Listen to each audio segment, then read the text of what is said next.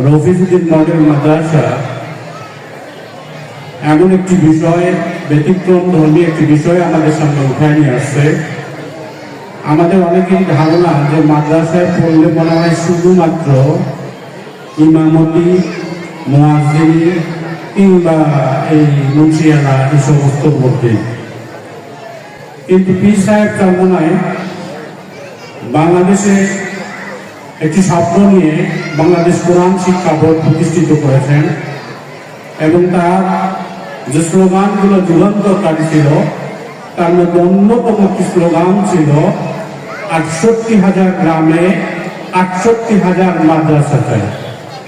সেই স্বপ্ন নিয়ে রফিজউদ্দিন মডেল মাদ্রাসা কুকুরের এই ভূমিতে প্রতিষ্ঠিত হয়েছে।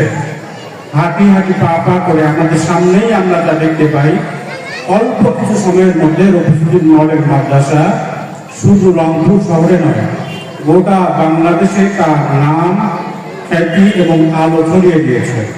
আমরা আশা করি রফিজউদ্দিন মডেল মাদ্রাসা আরো দিন দিন উন্নতি লাভ করবেন এবং আমি অত এলাকাবাসীকে বিনীতভাবে অনুরোধ করবো যে দেখেন আমাদের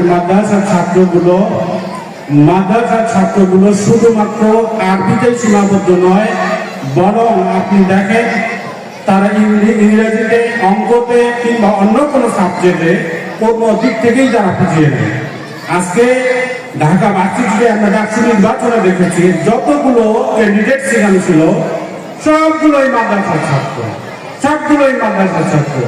আজকে আমাদের জাতিকে এমনভাবে ভুল কিছু মেসেজ দিয়ে জাতির মস্তিষ্ককে আজকে মাদ্রাসা সম্পর্কে, কোরআন হাদিস সম্পর্কে, আলেম ওলামা সম্পর্কে তাদেরকে ভুলের মধ্যে রেখে দেওয়া হয়েছে যে মাদ্রাসায় পড়ানো যাবে না, মাদ্রাসায় পড়ালে শুধু এরা দুনিয়া থেকে বাহিরে কোনো কিছু শিক্ষা দেয়। আমরা এই ভুল ভাঙ্গায় দিয়েছি। আস্তে আস্তে ইনশাআল্লাহ দেশের এই বাংলাদেশের মধ্যে কোরআন হাদিসের শিক্ষাই এই দেশের একমাত্র শিক্ষা হবে এবং এদেশের সন্তানরা কোরআন হাদিসের শিক্ষায় শিক্ষিত হয়ে এদেশের স্বাধীনতা, এদেশের সার্বভৌমত্ব, এদেশের জাগতিক উন্নতি এবং আখিরাতের কল্যাণের জন্য তারা ভূমিকা রাখবে বলে আমি আল্লাহ তাআলার কাছে আশা রেখে এখানে আমার বক্তব্য শেষ করছি।